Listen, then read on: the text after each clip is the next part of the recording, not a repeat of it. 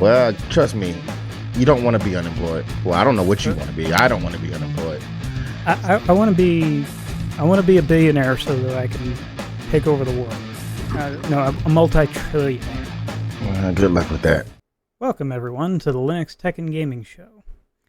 If you just found us for the first time, please visit our website, linuxtechandgaming.com.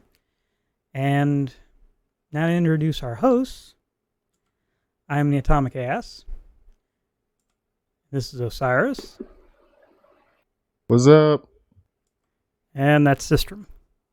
Yeah, I'm here. Yeah, he's here. So much excitement. Hey! Yeah, the excitement's real, guys. The excitement's real. Yeah. So what have we been up to? I've been working. That's pretty much it. What about you? Which is a footnote we should add is why we went on hiatus, sort of, kind of. People have been working life, shiznit like that. But too much work. But yeah, I've been, as far as games go, I've been playing Doom, more Doom and more Doom. So much to the point I've neglected my YouTube channel. People are messaging me. They're like, "Hey, where's the Linux stuff?" Doom. That's the answer. And with a little sprinkle of Grand Theft Auto 5. Yes, none of that's Linux. I don't really give a shit. It's all games. But that's what I've been doing. God damn Windows peasant. Yeah, you let me know how Grand Theft Auto runs on your machine, and we'll get back to it. All right. But that's about it. Alright, so basically for me, I've been playing Ark, probably way too much of it. Like, way too much Ark. It's a fun game. On Linux, it's still... I've done a lot of modifications to get the game to perform better, but it's still But I love playing it, because, dinosaurs, duh. And then I've also been playing... I heard you went from 60 to 30 on that game. Oh, yeah. Oh my god. Let's just not talk about the NVIDIA graphics issues and the AMD graphics issues with that game.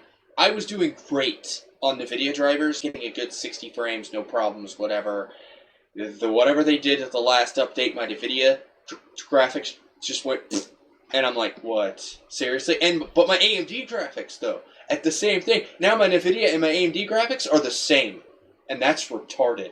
But they're both at a good, steady 40 right now, maybe, if the server's not being retarded. Which, that is what you can hope for on that game. I'm just telling you. That's what you dream and pray for. But besides that... Sorry for the coughs. I apologize. Insurgency. Been playing lots of that. Been having fun. That one, on the other hand, on my AMD rig, a good 60 frames.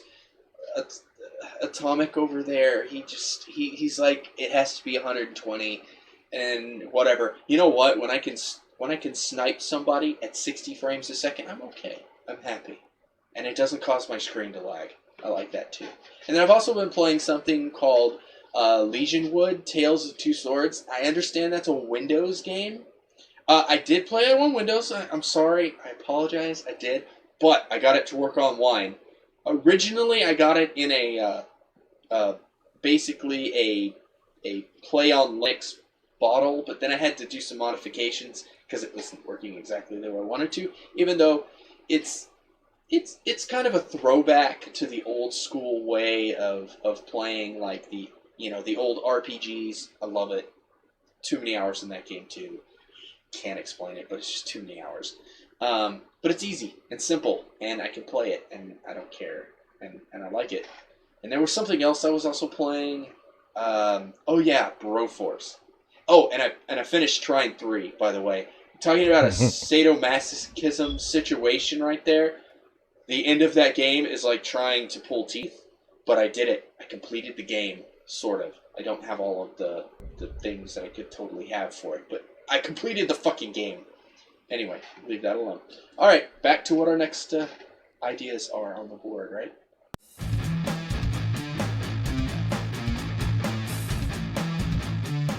Okay, so what do we got for the news? All right, I think I'll take the first one. The first one is Valve Vulkan coming to Dota 2 sometime next week. This was posted by Kotaku yesterday, which is Saturday, May 21st, for those watching in the distant future. Um, so yeah, Dota 2 is going to have Vulkan support, which is great because I think we can all agree that Valve games are the quote unquote gold standard of of what Linux games should actually do on Linux. They pretty much work the best on all hardware, doing all the things all of the times. And if Valve can get out of front of the curveball and get Vulkan implemented and have I guess like a guideline of sorts for other developers to say, hey, this is how this thing goes. Here's the notes, because I think that's what they do. They actually provide notes for getting stuff to work on Linux too. So, that's what I've heard. Don't quote me on that one. That'd be great for the overall environment. And this also pertains to Windows users also. As a side note, they will also be getting the Vulkan support. I don't know. So I don't think that so obviously they're not supporting DirectX 12 either. So that's a thing. That's a interesting decision on Valve's part. I'm not surprised, but still interesting. Well, I think that most people are actually making that decision. DX12 doesn't have a lot of advantages over Vulkan in terms of performance, and I don't think it has any, actually. I haven't looked into this very well, but I don't think it has any performance advantages. And you also have the problem of platform lock-in. You got Windows and Xbox. Which Whereas you could develop it for Vulkan and have it on Linux, everything, Mac, PS4, whatever the hell they're coming out with. You could have it on Nintendo. You can have it on your phone. Yeah, Android. We have that, by the way. We're talking about that. I've already seen Vulkan in the wild, right? I have a Nexus phone, so I have Android in on my phone. I've already seen it beautifully in the wild. It's very pretty. It's really nice, and it takes advantage that. Well, we have something else that more in depth about it. That's actually from NVIDIA themselves about what they believe the standardization of Vulkan should be under their hardware, which seems very pretty and really nice and very elegant. But yes, I'm actually looking forward to that because if I can play Dota 2 on my phone, that's going to be amazing. There's advantages to this, people. There's advantages to Steam pushing their architecture with using support for Vulkan, because that means Steam can move to other platforms even more than, running just on Linux or running on Mac or running on Windows. They can actually hit the Android space and the iOS space because Apple is supporting Vulkan natively also. And that is not my opinion. Apple has already written specific information about that. We do not have a direct reference for that, but we can have that in the show notes later. But that is something that I've seen specifically that's in notes for the SoC chips. For the Intel chips, all they have to do is just support it the same way that you would have it for BSD or anything. All right, back to whoever else. Sweet. Well, let's see here. Here's a little quote from the actual article, though. Much like glass coffins, whether Vulkan provides a significant performance boost remains to be seen, with Valve itself admitting that Dota 2 isn't the ideal candidate to show off API benefits. So basically, Dota 2 doesn't need any more help being a good performer, is the way I'm reading that.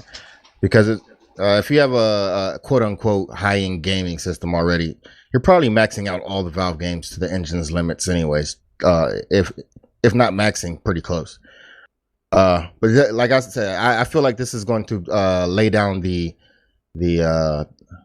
guidelines for other developers to actually move forward with their development and be a reference point for them also. So that good on them, good on Valve, and for all the same reasons that I've said and the system has said also. So what we Well, got? portability. Portability is definitely important there. Yeah, that too. All right, what we got next? Next is Samsung's Vulkan experiment could add 40 minutes to your phone's battery life. So what's this all about? Yeah. So as System was saying, maybe he wants to talk about this more. Vulkan API is being, I guess, betaed so far in Android. On Right, right. Well, okay, so on my Nexus, so one of the reasons that I wanted to go to Android N is because on my Nexus, I can actually run split screen, and I don't know what I did with my phone. It makes me sad. I had it here somewhere. Wait. Ah, there it is. All right, so I have a Nexus 6, and they opted in to let me do some technical preview, which is really nice. It doesn't have NVIDIA in it, but it does have a Snapdragon, so it doesn't matter. It still works. But it's really beautiful, the way that it implements. And split screen is great for Android N, but the fact that I have Vulkan support out of the gate in this is beautiful. I've played some of the games that are engineered to use Vulkan as the graphics, and I've seen it comparative to a couple of the games played previously to where they play now. And number one with this, the battery performance, I will absolutely agree. When I'm watching YouTube videos, my battery performance is so much better. It doesn't drain as much. And also due to the fact that I don't have a ton of battery, even though I can plug it in and I get 15 minutes, charging, and like it performs pretty quickly because it's a Nexus device and it has the supercharge, whatever. But yeah, that extra 40 minutes of battery life just by adding the Vulkan API to do direct rendering and all that kind of stuff is beautiful. And on top of the Galaxy S7 is a beautiful phone, and it's remarkable what they're doing with it, especially to do the support that they're going to be getting with the Vulkan API. I can't wait till it rolls out more consistently, because there's other things too. There's something else that we'll talk about in a few minutes that has to do with why the Vulkan API going to Android and giving better performance on these phones is a good thing. You want to hit the next story? Let's do that. So you can now watch a Linux Steam game run on a PS4.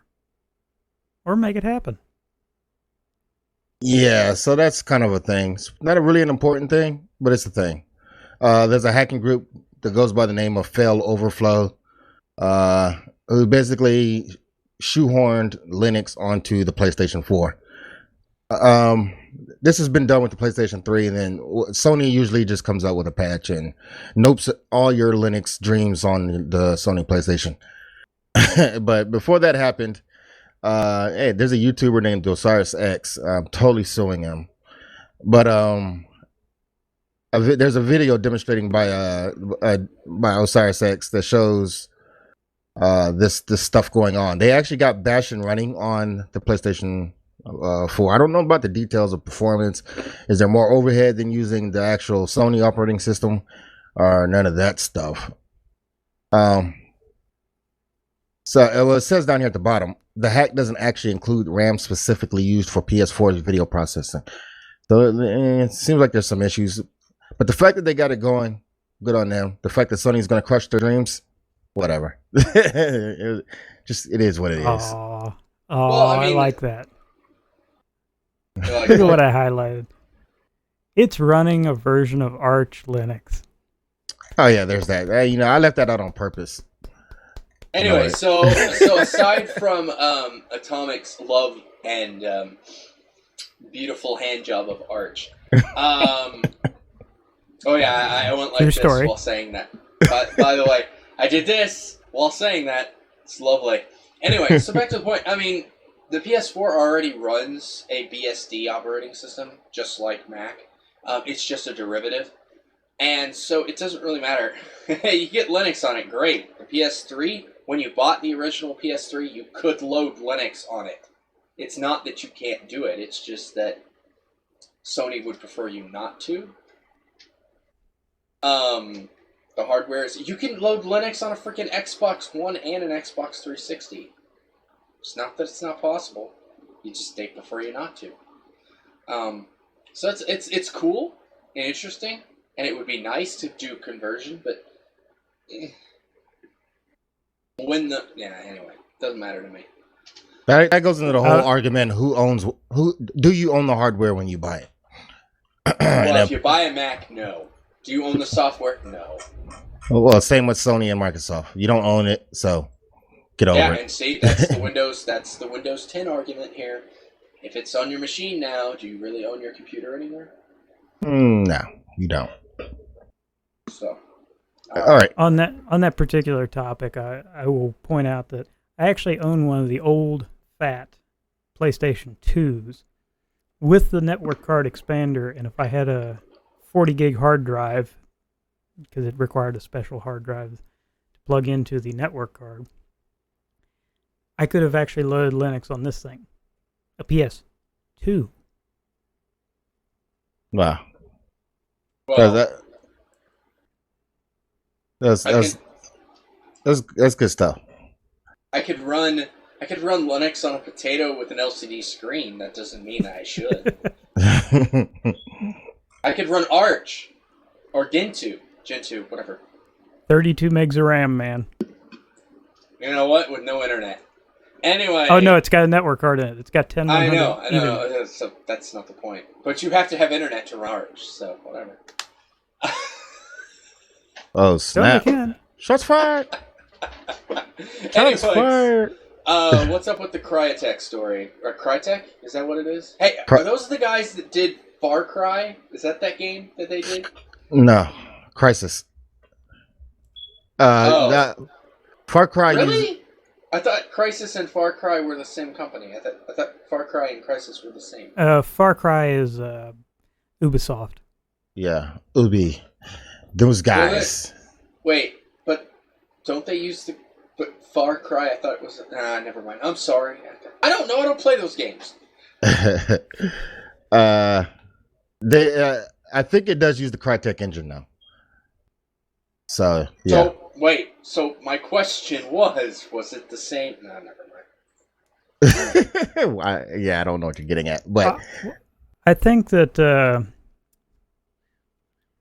I think that Ubisoft did license the Cry engine for Far Cry, if that's what you're thinking. Yes. Okay, I don't know. That's what I was asking. Okay, so they're Crysis. Okay, so what is this about them choosing Vulkan over DirectX 10? Or, I'm sorry, 12. Oops. So, the technical director of Crytek, if you guys don't know, Crytek is the company who makes the Crytek engine, or I don't know, is it called the Crytek engine or Crysis engine? Either way, it's the game that's it's famous for Crysis. They license their engine out to other people. That's how they make majority of their money. And so they're in a very unique position to I guess state these types of statements. And what the technical director said is, if we implemented Vulkan and CryEngine, we wouldn't have to choose one, as titles built with other tech would work seamlessly with both, as thus leaves this choice with the users instead. Basically what he's saying is that if we choose Vulkan and not DirectX 12, we don't have to worry about only Xbox and Microsoft. And like System said earlier, you can use the Crysis engine or the Crytek engine for anything that you want to, wherever you want to, however you want to, as long as you pay for the license. I think this is one of the few engines that you still have to do the old licensing agreement with. But anyways, they're in it to make money, so Vulkan makes sense. And of course, if it uses Vulkan, and people make games with the Crytek engine, it shouldn't be out of the realm of impossibility for it to be on Linux in a more efficient manner and easier, with performance that's comparable to Windows. So that's the gist of that story. Yeah. Okay. Yep. Did you have anything else to add? No, I just wanted to. He said something about UWP too, which I think is funny. He said, from the article. This is from techfrag.com. He further discussed the introduction of Universal Windows Platform. According to him, UWP is a platform with many possibilities. It can grow beyond the PC community and create new possibilities, like cross-platform, provided Microsoft implements it carefully and confidently. It's interesting that he falls on the side of Vulkan while also falling on the side of UWP. That's a weird thought process in my opinion, but whatever. Well, he's gotta cover his anal bum cover somehow.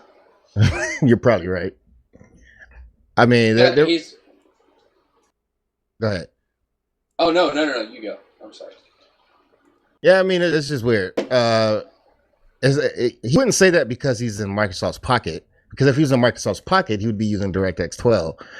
I'm guessing if you're using Vulkan, you fall on the side of wanting to be more open standardized, but yet you say UWP is okay. Nah, I don't know. Take it with a grain of salt. That's what he said. Don't trust everything you hear. Moving along. All right. So the next story up on our docket is Vulkan on Android. You do have that on screen, right? Yeah. All right. So this is actually on the developer.nvidia.com's website. And basically, right now, they're actually talking about, they're specifically about this is that they're going after VR. Google is going after VR because the next story after this tails into it, so you can get an understanding of where they're going. So the deal is they want to use Vulkan to take advantage of the both the desktop technology and the Android-based technologies using NVIDIA's chips, right? Because they have an SoC that works with Snapdragon, and they've got their own Integra and their K1 and the different pieces like that. And so basically, right now in Marshmallow, you can modify it in such a way that you can get it to work. But with Android in, there's another layer that Android is baking in for the developers directly that will take advantage of the hardware that's already in place. And so NVIDIA is getting prepped for that. They're getting ready to open up the gate and go. So if we want to move on to the next story real quick so that we can wrap this completed. At Google I.O., if you want to go to right there, at Google I.O., they brought up that their intent is their video. Hopefully the video doesn't already start.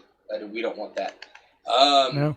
Google is diving deeper into virtual reality. Today at the I.O. Heat, which was a couple of days ago, it's a few days ago, I actually watched it. It's not bad.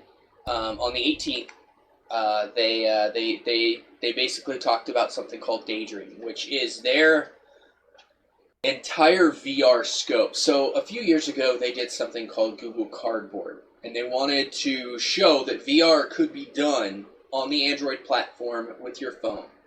Now, with the advantages that they're baking in using Vulkan, they want to be able to give you a full resources, everything. They want everything to be able to work seamlessly using the Android platform. And I'm calling it a platform now, not just an OS, because they have multiple tiered pieces, more than just your phone, but there's a few other things that they want to be able to do with it later down the road. And with this said, they want to basically create a standard that allows for the... What? So hypnotic. Anyway, thanks for interrupting me.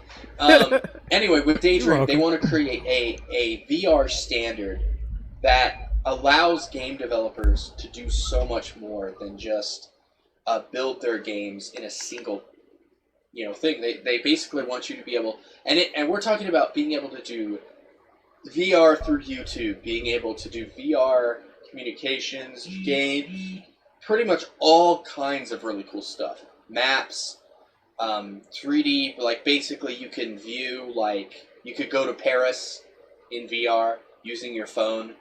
But the technology is now there. The hardware is there. The technology is there. And now they're just trying to bring it all together. And Vulkan is that final piece that allows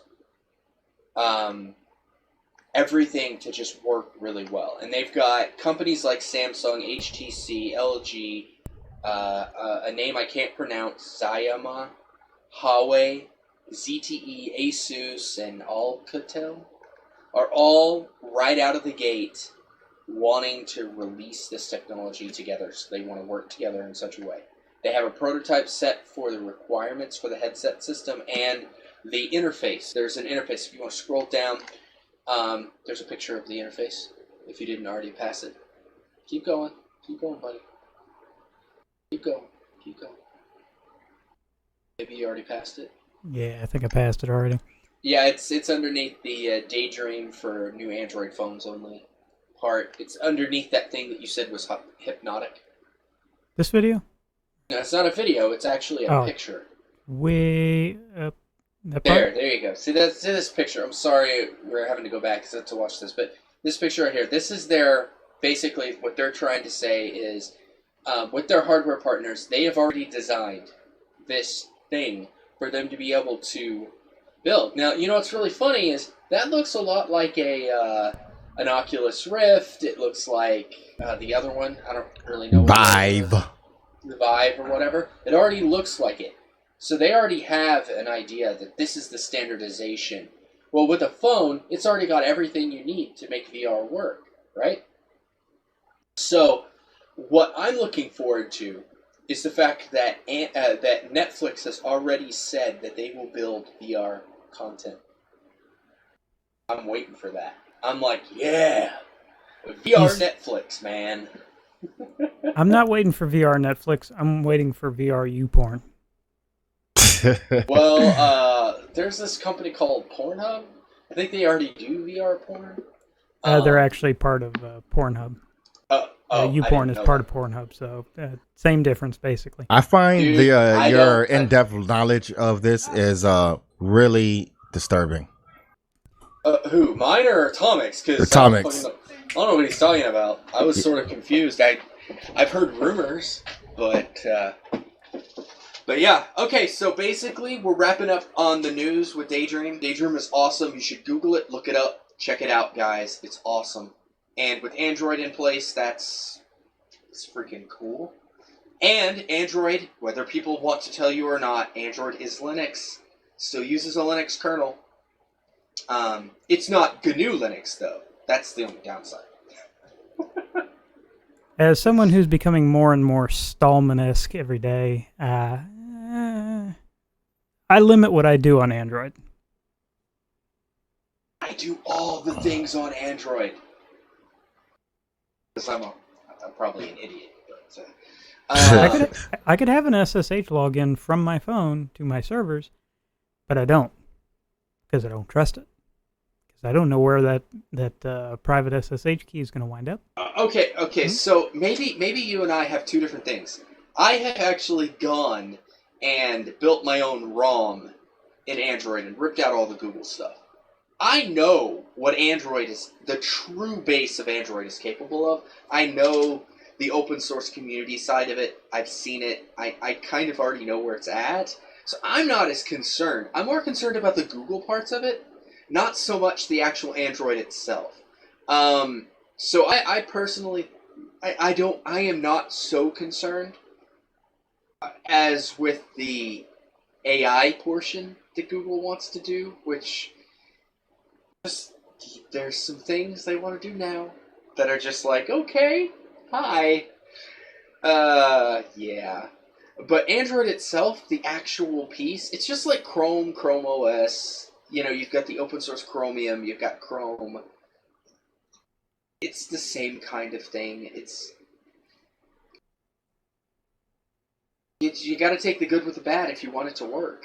That's the thing you got to deal with. And you can be all Stalin you want to be, but I want my stuff to work. I agree with that. I don't want to be out somewhere, and I want Android to be like an old BlackBerry. That's what I want Android to be.